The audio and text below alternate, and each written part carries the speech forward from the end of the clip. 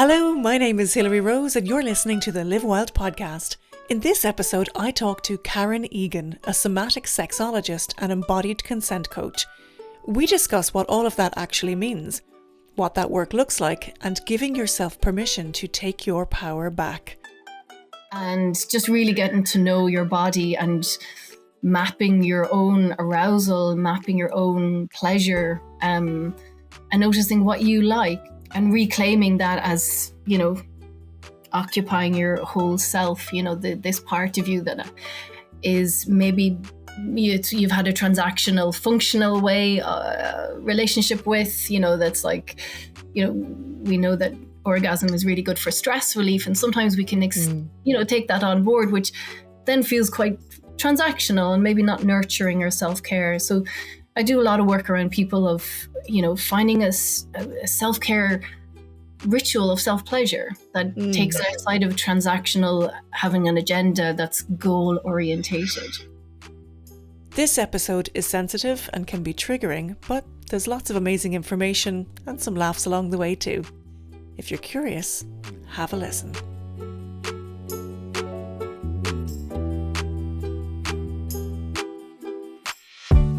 Karen Egan, you're so welcome to the Live Well podcast. Thank you for joining me today. Oh, my pleasure, Hilary. Thanks so much for having me. I'm so excited about this chat because you have had such a fascinating career, from acupuncture to social care and now into sexological body work. What was the pivotal moment that led you to specialize in somatic sex coaching? So I guess it was destined. It was written in the stars somehow. I think all along my various different careers, sexuality was always an aspect to it. So when I was an acupuncturist, I kind of created some initiatives outside of my clinic, which had beautiful, amazing clients, but they were all very privileged who could afford me.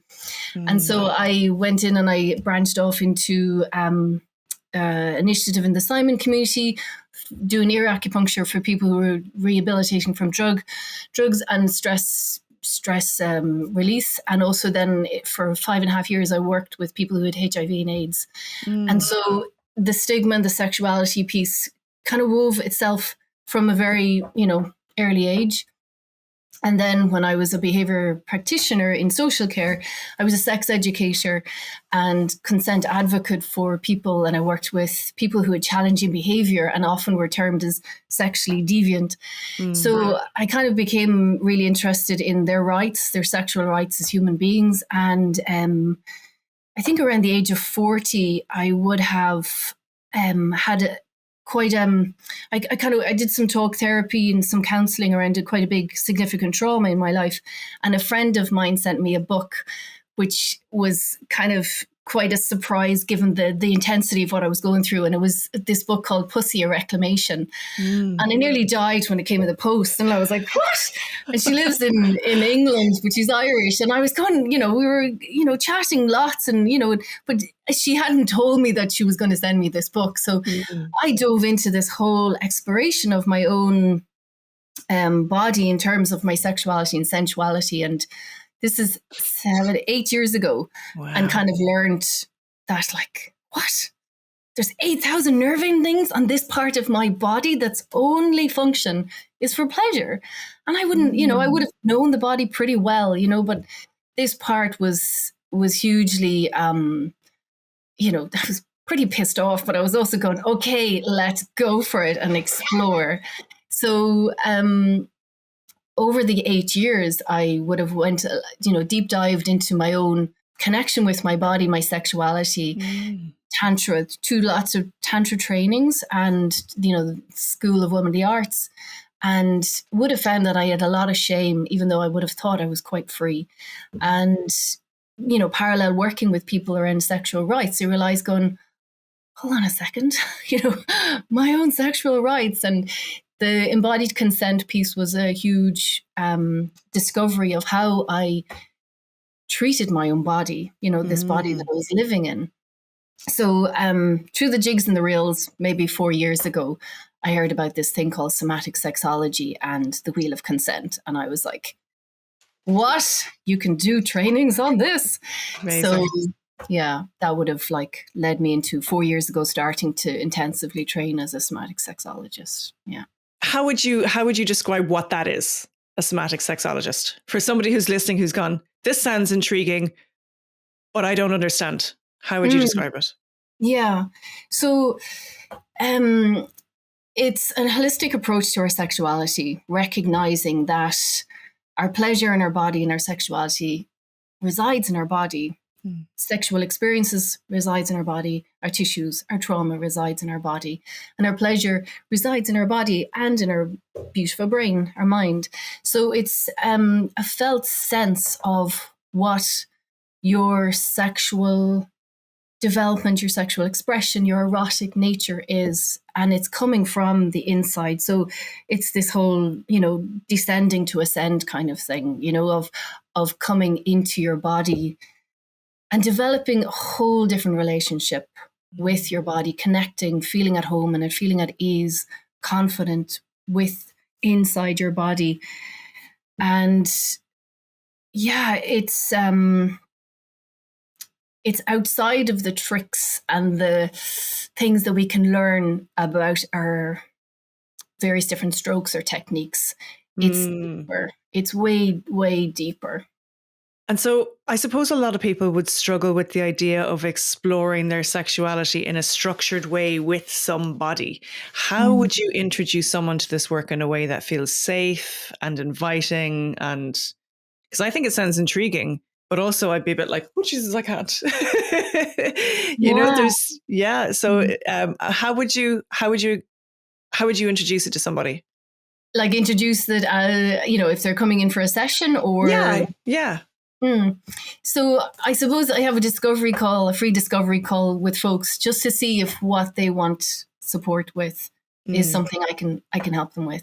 And, I'm really good with figuring out if we're a match or not, so I sit into a field going, are we a match? And then I, invite them to have 24 hours of a reflection. We've so much urgency in the world with kind of salesy kind of approach. And it's like, let your body catch up. I know that it was so freaking edgy for you to come on a call, talk about your sexy bits and probably cringe through various different aspects that you may have never been, able to share with someone else.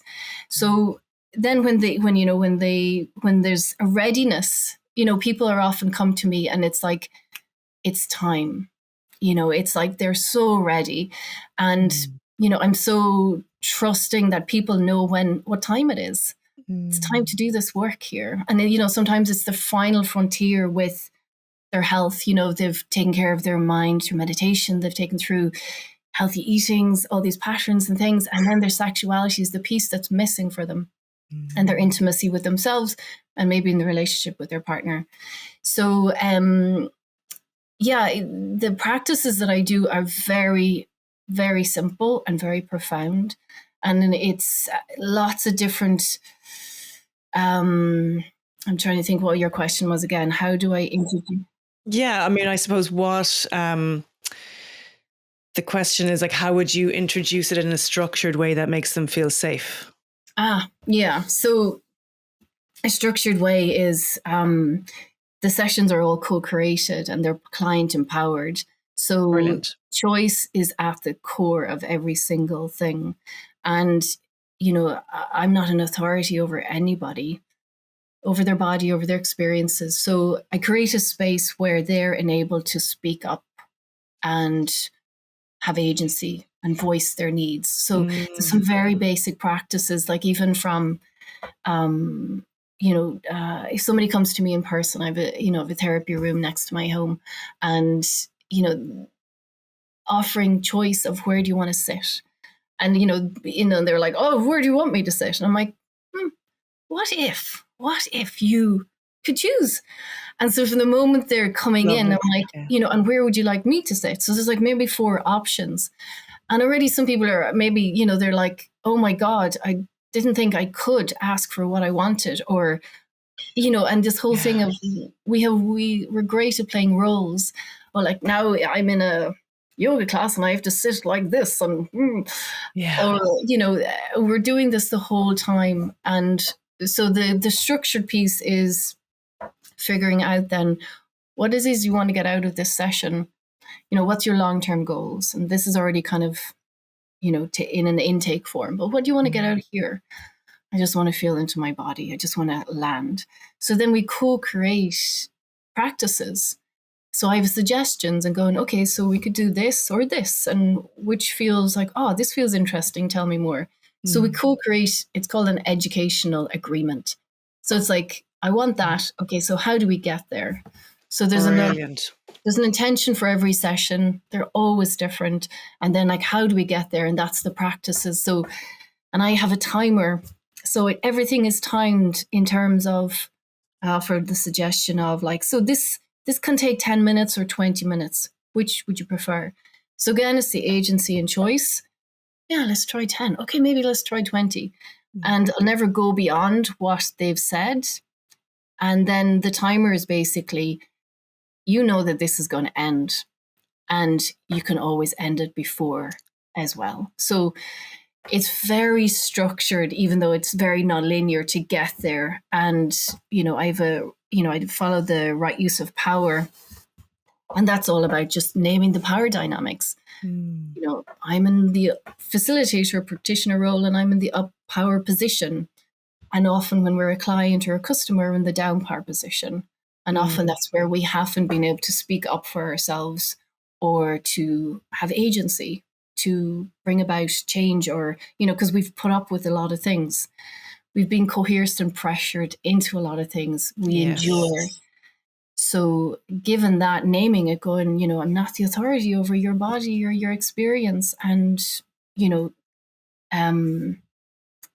what would facilitate, to make it even easier for you to go, I want to sit by this chair because I can see the tree. Fucking brilliant. Yes. Or I need to stand up now because my back is like, it's like, yes. So when people speak up, I'm like, oh, yes, I'm doing this job of 200% duty of care in terms of enabling them to stand into what it is they want. And it sounds so simple to say that. And when you say that, I kind of go, yeah, do I stand my ground, or not even stand your ground because that sounds like a battlefield, but do I stand up just for what I need and want on a daily basis? It's so interesting. A basic thing of like, I'm going to stand now because my back is sore, or I'm going to, rather than sit and suffer in silence. It sounds like you're really, really building a sense of trust and safety in those sessions. It sounds amazing. Yeah, and it's trusting in themselves, they don't know me, it's, my work is very relational, but, I can't just like, oh, thanks for trusting me. It's like, hold on, you're only getting to know me, but can you trust yourself? And the whole embodied consent piece is like noticing what's going on in your body and trusting those signals and that they matter and you value them, and then communicating from that space. And that's the thing that we have been overridden since we're kids. Someone else told us, shut up and eat your dinner. And you're like, oh, no, I'm sick. Yeah. Or my tummy's full, or whatever it is. Yeah. So the self-trust is huge. It's a big thing. I always come back to if we're out and we're eating in a restaurant or whatever, and they say, Mum, can I get a straw or whatever? I say, okay, no problem. Now you go ask for it. Just planting the seed from a really early age. If you need something, you ask for it politely, or you say no politely as well if you don't need or want it. Great. Yeah, it's good. I think it's important. I mean, it's not that it's not that I didn't have that in my own childhood, but I'm consciously trying to curate it within them that if you need something, you ask for it, and you won't be shamed for asking for it either. Yeah. Oh, that's brilliant. That's so fundamental. Yeah. I think I imagine there's a lot of the word shame, when we were talking about the word shame, would come up quite a bit in the work that you do. Where do you think most people's shame around sexuality comes from? Yeah. Inevitably, shame peeks its little sneaky head up. Insidious head. My thoughts on it that, culturally, religiously, colonially, it's shame is kind of permeated a lot of the Irish consciousness, people who come to me, we inevitably shame is there around their sexuality, around, and it has, sometimes it's another name called self-consciousness. Oh, And, I'm like, yeah. oh, and, so it's. That's so good. Say that again, Karen. I'm going to stop you and say it again. What's the other name for shame? This self-consciousness. Mm. Yeah. Just in case someone didn't hear it the first time, it might be important to hear it the second time, because that's so good. Wow. And like both of them, I've just been correlating it with my own journey and also with others, in that self-consciousness and shame, we end up living in a really small playing field, and I've spoken a bit before about this electric fence syndrome, and oh God, I'm a devil for not remembering people's names, but it is a teacher of mine, and we studied this in somatic sexology around shame, and our genitals, our sexuality, our sex are usually the places where we've experienced the most shame, the most disconnect and disembodiment because of it, because shame is an altered state, and it is a pleasure interrupter. And so if we've experienced a shame response, which kind of we've kind of gotten to know a little bit more about shame, but it has these universal signatures of like contraction, a flush of heat, maybe shortness of breath, and a wanting to disappear. And then that's all physiological, but then the mind is usually going, I'm not good enough. There's something wrong with me. And this is a resignation of it. It gets really small and contracted. Like, there's something wrong with me. There's no way in hell anyone could possibly love me, or. And so when we have an experience of a shame response from an electric fence kind of experience, we get jolted and we retreat from it. And then we go on with our lives, living our human lives. And then we get another jolt. So we retreat from it. So we end up living small. And the same with self-consciousness. It's like, oh no, we're guarded, we live small, and it's contracted. It's a contracted way of living, yeah. Yeah. I suppose in Irish culture as well, we have such a complicated relationship with sex, like historically. It feels like we're evolving somewhat now, but what patterns are there patterns that you're seeing with Irish people having this experience? Yeah. As opposed to maybe somewhere else, Yeah. Like half and half, my clients are half men, half women. And a lot of them would be guilt around, or, guilt and shame around pleasure, and speaking up for asking for what you want and like, with intimate partners, with long-term partners. And then the self-consciousness of their bodies, absolutely not feeling at ease or comfortable or confident in their bodies. And yeah, it's a very Irish trait. Like, because I lived in France for 5 years in my early 20s. So I had this whole experience of people just being naturally, naked, completely and utterly at home in their skin, nothing, as nature, just like, yeah, it's an extra bit of my skin, And that's interesting, because I think, there's the whole stereotype or stereotypical sexy French woman, but it's not even an overt sexuality for me. I always look at it and go, it just feels like they're relaxed in their skin, and that's sexy, Yeah. Yeah, completely relaxed in your skin. Yeah. And this sense of belonging in your body. And I definitely see this in our history. Maybe, there's been a massive disconnect from our maybe root chakra, evicted from our homes. And then, religion cut in there with, shaming around sexuality. And then, so, there's already a sense of not belonging and feeling at home in yourself. And, I've correlated, there's a, this jaw muscle is our tight, it's the strongest muscle in our body. And it's so correlated, it's with, it does a great job of clenching us in, holding us back, keeping us small, like, oh. And, if you consider the language, the indigenous language of Irish, was cut off and severed. And so our right to represent and speak up for ourselves is directly related to our right right to belong in our bodies, in our sexuality, in our roots. And, tight jaw, tight ass, tight jaw, and it is this hypervigilance of tension, of just like lack of a felt sense of safety. A need or a want to protect themselves. It's so interesting because this feels like, particularly in Ireland, that it's cultural, it's social, but it's also spiritual and it's also historical. There's so many layers of this that we could go through. Like, where do you even start, Yeah. Yeah, it's very, very It's complex. deep. It's very deep. What are there any myths that you would about sex and about pleasure that you wish you could erase from maybe the mainstream? Oh, it's an interesting question. Myths. Oh, I've just gotten a blank. Let me come back to that one. Okay, yeah. Yeah. I mean, I suppose maybe myths are the wrong word, but maybe it's just a sense that you feel is lost or missed. We can come back to it anyway, but it can be mulling around in the back of your mind for that. Yeah.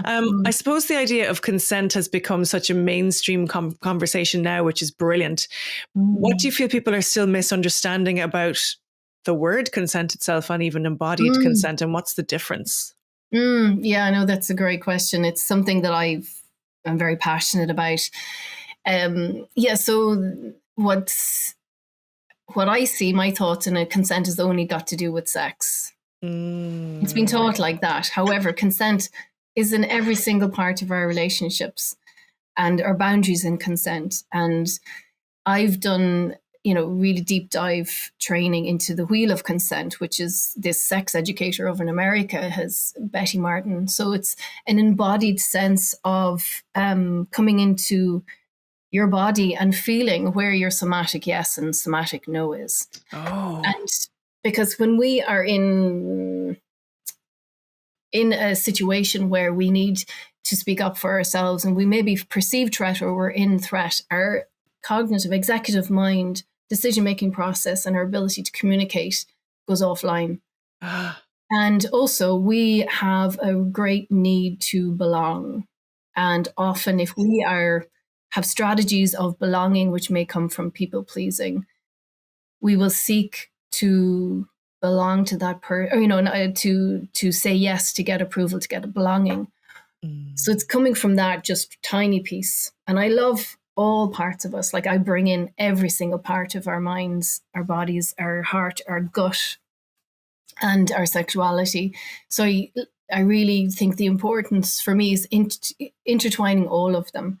So, our instinct, our gut feeling gives us a lot of information. So what is it like? There's 80,000 nerve endings in our body bringing information up to our head and our brain with data.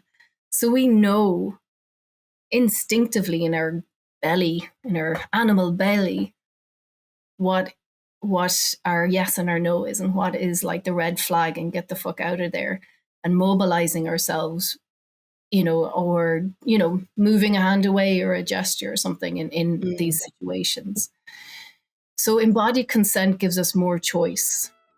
And so then for example, what would a whole body somatic yes feel like, look like, and what would a no feel like and look like? What does it feel like for you? Hey, if you're enjoying this podcast and you'd like to show us your support, if you like, you could buy us a coffee using the Buy Me a Coffee app or online at buymeacoffee.com/livewildpodcast, or just click the link in our show notes. It will take you there. Alternatively, you could like, subscribe, or share the show with your mates or on social media. It really helps us bring you the very best show. Thank you so much for your help. Yeah. So again, it's very individual. So I do all these various practices for people to really, feel deeply in, to identify like what's the flavor of it? Where is it? How do you know it's a yes? And sometimes it's like, oh, it's like this pillar that's just like voomp, or it's like this their body, their position gets straighter, and they're like, it's just a deep knowing voomp. And then if it's a maybe, it's like, oh, it's a kind of a fuzzy feeling in my belly. And it's like, yeah, because a maybe is like, I need more time and I need more information to be able to make a decision. So, it's getting the person to figure out what is your signature for this. And that this is in your domain. You have a right to have a no. You have a right to say yes. You have a right to have limits. I imagine it really opens up a big well of intuition within them as well when they start tapping into their bodies, because I always feel like intuition lies in the body and not in the mind. So do you see that with your clients, that maybe once they start tuning into their bodies for their somatic yes or somatic no, that their whole intuition starts opening up? Yeah, I think they develop like a deeper listening to themselves and trusting that, rather than outsourcing it to another. And I think, I came across this recently, and I'm not sure, I'm sure somebody kind of said it to me. So, plagiarizing what they've said, but I think it's my friend Katie. Yeah. Good. We'll go with that. It's your friend Katie. Thanks, Katie. And the idea is that intuition is maybe your higher self, is maybe and that your instinct is your body, your animal belly. And I love that idea because I was like, that's where I've kind of, I would have had a lot of strong intuitive kind of feelings, notions, downloads. The cool people are saying downloads and transmissions these days. Yeah. And then, coming into the body then of trusting all the signatures. And sometimes they were quite intense because there was a backlog of me not feeling them. And so marrying the two of them of like, that was a notion that I quite liked. I was like, oh. Yeah. It's almost like inviting the divine in, because it's kind of embodying the divine, the celestial. That's has all that information anyway. Absolutely. That's the next step. That is the next step. Sure, Jesus, our heads be bouncing off the ceiling. We'll be so enlightened. We'll all be oracles after this. You mentioned the word people pleasing. Which I think is so interesting, wrapped up in this work. How do you see it in the context of what you do, and how do you see it in the context of what you do? So, I see Ireland and Irish people, a land of recovering people pleasers, and some people don't recognize it. And sometimes in workshops, I have a whole section on people pleasing and what does that look like. And wow. And, the grief can come up quite a lot of like, oh my God, I didn't realize that I was such a people pleaser. And, so I would see it in relationships where you're prioritizing somebody else's pleasure over yours. You're not speaking up for yourself. You're minding them, in case I'm too much. So I better not say that I want some, wild, kinky sex, because I need to make sure that they're going to be okay and not hurt or whatever. And then, that kind of filters down into all relationships. And you talk about being recovering people pleasers. It's interesting, actually. I think the word authentic comes to mind a little bit more. I've had this conversation with a few people recently, and it's like rather than being people pleasers are now authentic. And that doesn't mean you have to be an asshole or anything, but there's an authenticity and a boundary where you can say, yes, please, no, thank you, at the very least. Yeah, like for me, the people-pleasing strategy comes from a real intelligent part of you who figured out that when they were younger, their felt sense of safety depended on you caretaking for people who are your primary carers. So I had great compassion for it, and not just like, oh, you're such a people pleaser, because it does sound like, but it's like, oh my God, that was so intelligent. Like that was incredible. And attuning to another person's well-being. So I saying no is so fucking edgy for people. Yeah. That's one of my main, things of like, we have a backlog of unexpressed and unvoiced no in our being and with relationship with every single system. We live in a power over systems, from education to medical to judicial, So we have a backlog of no. So it's, why don't we say no? Because, I'll be kicked out of the fucking tribe. People will judge me. They won't like me anymore. They'll see I'm awkward, contrary. The emotional consequence of saying no to another person. They're going to fucking make me pay for it. Yeah. So, there's a whole list of complexity of why we don't say no. And so if we have had experiences when we haven't felt that we were able to say no, and we've had to caretake our primary carers, it's going to be meeting all these edges. So like for myself, I just, and in workshops, I'm going like, how did it serve you? What did you learn as a people pleaser? So I was an amazing people pleaser, from a very young age. I'd quite, a trauma happened. And then I recognized that I needed to keep myself safe.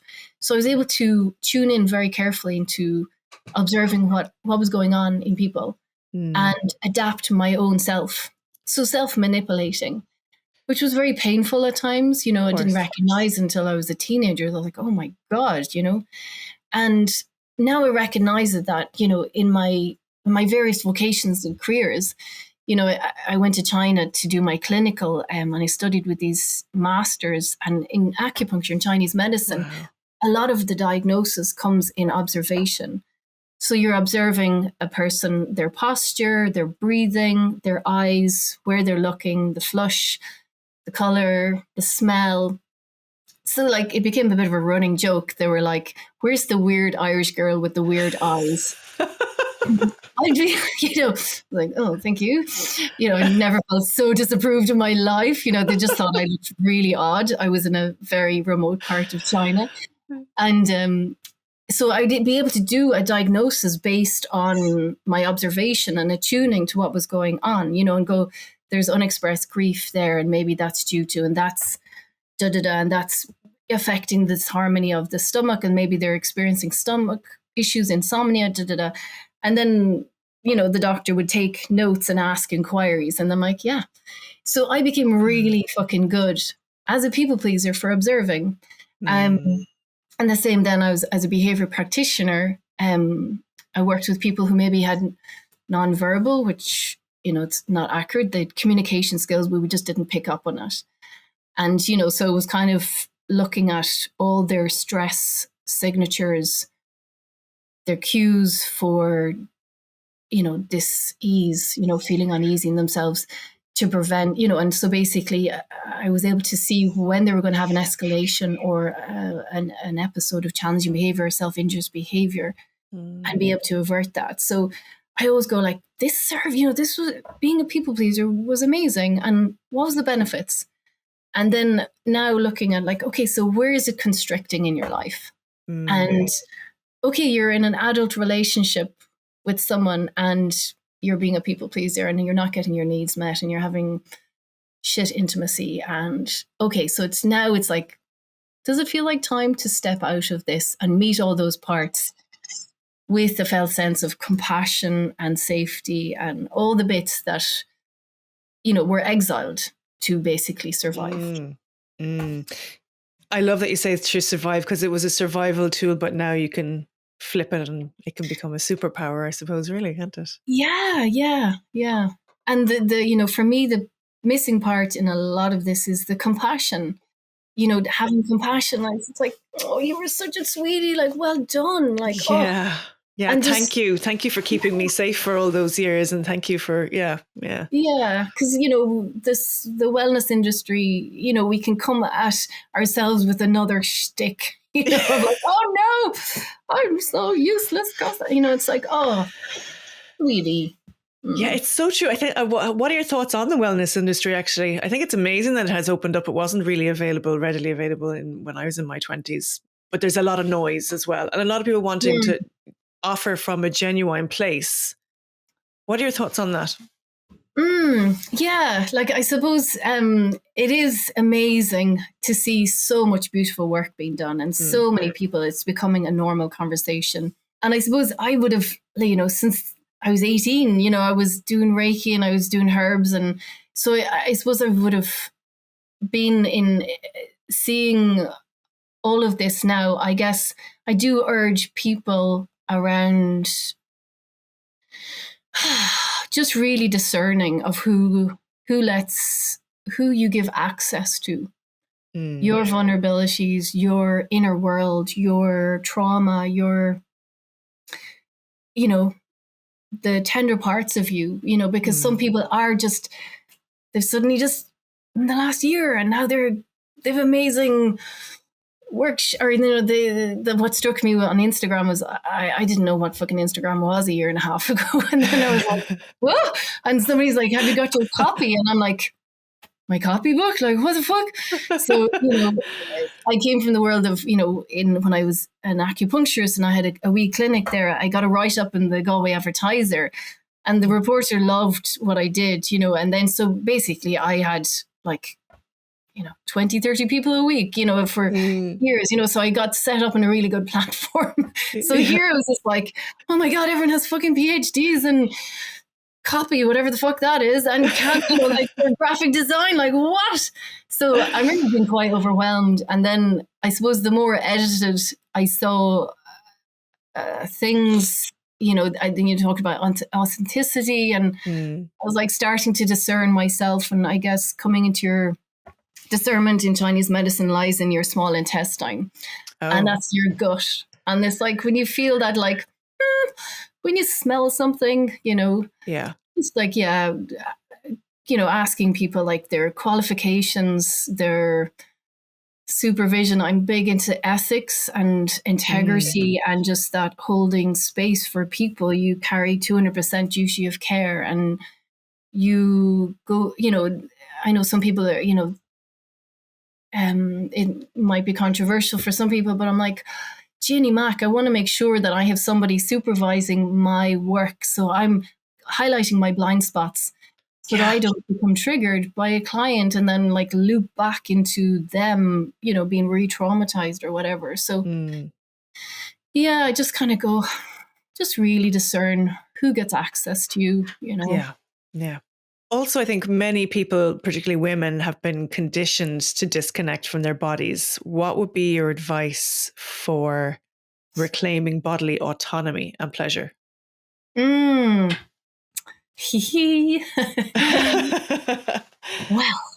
so I think there's a massive movement in Ireland around that. There's some great sex educators who are basically, shouting from the hilltops about our pleasure and our birthright and everything like that. But I guess slowing down for women, I think, is a big thing, for everybody.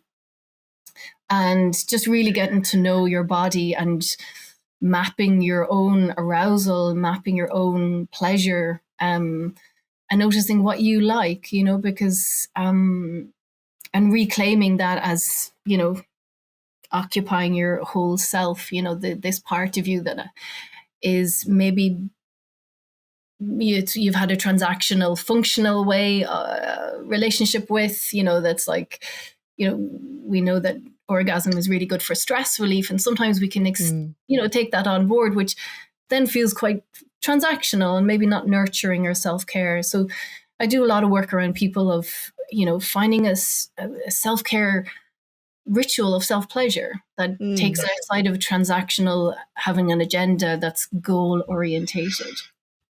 In your own journey, is there something about sex and intimacy that you've only recently come to understand that maybe you thought you logically understood?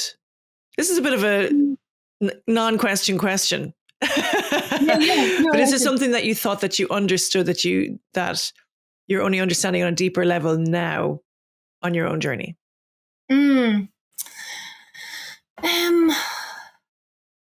I think, 8 years ago when I read this book, and that, my pleasure was mine, that it wasn't outsourced to somebody else, and that it was on my body the whole time, and I think, I would have grown up in the 80s. So like, learning about my body was often done hidden in under the covers, hoping no one was going to come and, so, it was never something I spoke about even with friends up until my late 30s, so I think that was a big turning point of, this is natural. This is nature. This is a part of nature, my body, my sexuality, my pleasure. So yeah, I think that was a big thing. I think is it Madonna? It's in a Madonna song. Trying to remember this. What does she say? She says something like, "Poor is the man whose pleasures depend on the permission of another." Pretty sure that's in a Madonna song somewhere along the way.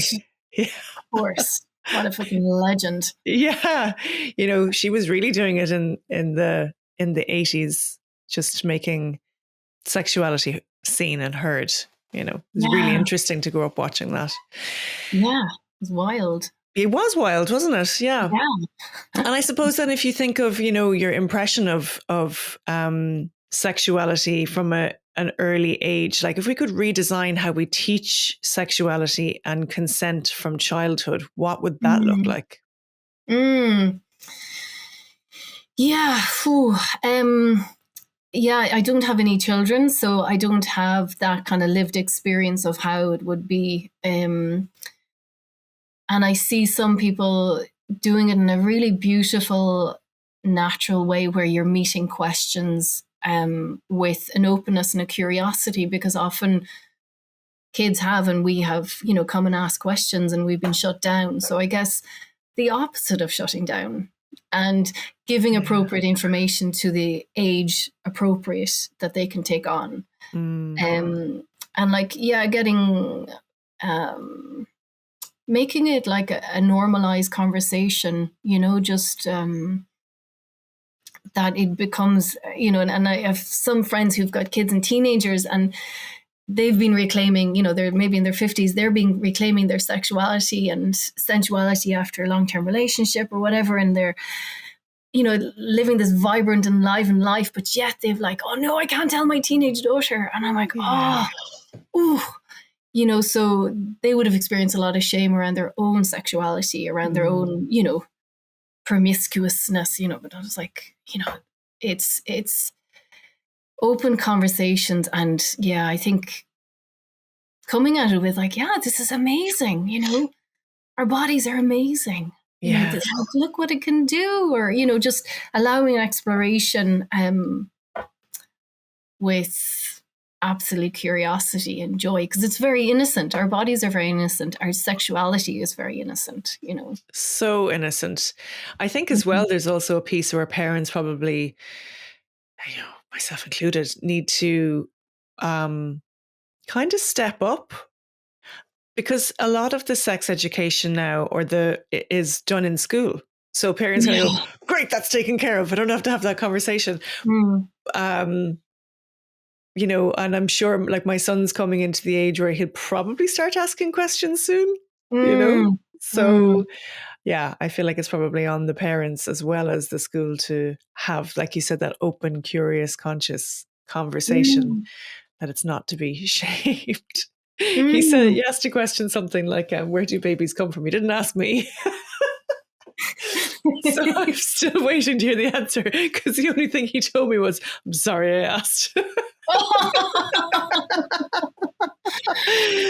So yeah, I think that's a conversation that's due to be had at some point. Yeah. It's so sweet. It's so innocent, you know. I'm sorry I asked. I know. Oh, God bless them. So if someone is listening right now and they feel disconnected from their sexuality, can you give us some takeaways for listeners to take away from this conversation today that they can start to maybe feel a little bit more powerful or start reconnecting with themselves? Yeah.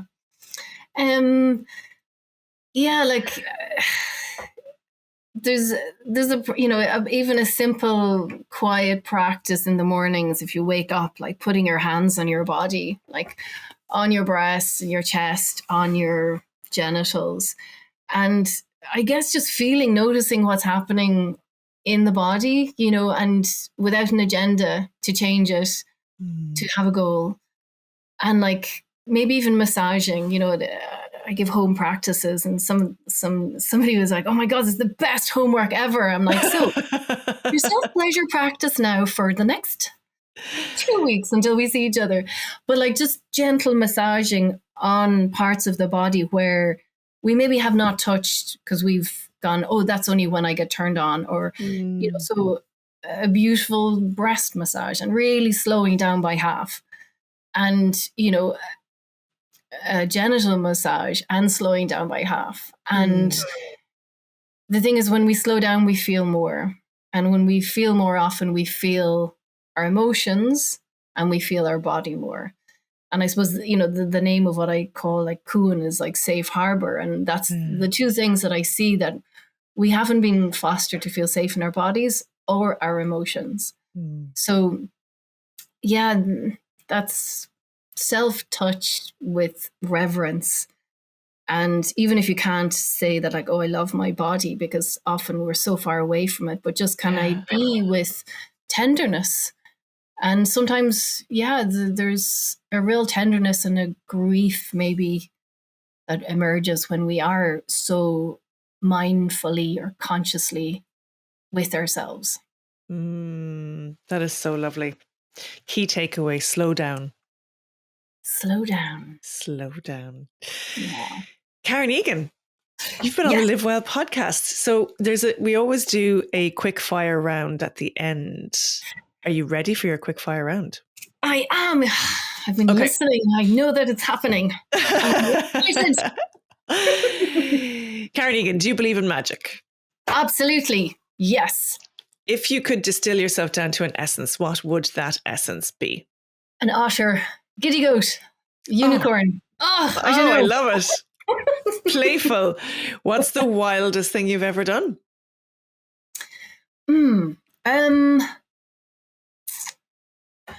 Probably one of the wildest things that I look back and go, Jesus, Mary and the Good St. Joseph, how did I survive that? My guardian angels must have been out on fucking, there's an army of them. But when I lived in France, I went off cycling in the middle of Cevennes up to Cantal on my own for 3 months, camping, as wild camping, just camping wherever. Wow. Making little fires, eating. I had no agenda. I didn't even have a map, but I just meandered. And there was wolves in the area, and I was camping, and I was like, oh, look at the little wolves there.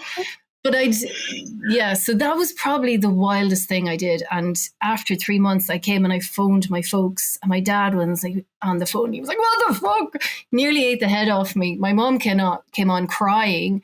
And I was like, what's wrong? And they were like, we haven't heard from you in 3 months. So I disappeared and kind of was like, sure, I only talked to you yesterday, 2 weeks ago. What are you talking about? So probably that was the most wildest in a way. Absolutely, camping with wolves and not calling your parents. How dare you? What's the one thing you do every day to help you live wild and free? So, when I wake up in the morning, and sometimes I have to think myself into being, going, who am I? Where am I? Oh, yeah, I'm this. And like, doof, doof, doof. And I put my hands on my body, inevitably on my breast, my belly, and lower abdomen, genitals. And I do a little hug and a squeeze. And I, I'm so astonished at my body. I'm just like, oh my God, we're still here. Like, fuck, amazing. And I also kind of have such gratitude for, coming through the night somehow. I'm just like, I'm still alive. And I feel into the intention of, I suppose some people might say it's an inner smile kind of thing to all the various organs, but I also feel into the intention for today or what it is, and, kind of think about it, feel into it. And inevitably I'll do some sort of a very goofy bum dance, wiggly, goofy dance, getting up and drink my lemon water and put on a song and dance. I think the goof and the humor is a really big part of my feeling good in myself. Yeah. Life is serious, Sometimes the joy can be sucked out of life and the playfulness can be sucked out of life. I feel like it's been my intention this year is to reach for more joy in my life. Yeah. So that's, whatever it might look like, if it's a little dance or whatever, it's fun. Yeah. This has been such a lovely conversation. Thank you so much. And I really hope that it helps people that are listening. And amazing. Congratulations on all your work. Thanks so much. Thanks so much for having me, Hilary. Thank you for being here. We hope you enjoyed listening as much as we enjoyed making these episodes. Thank you, as always, to our amazing guests. A special thank you to Aoife McNamara, my co-producer extraordinaire from Imagine Media. Please like, share, subscribe, and rate us. It all really helps. And remember, this content is for education and entertainment purposes. In short, it's not gospel. I always say, take what resonates with you and leave the rest. Always question everything and do your own research.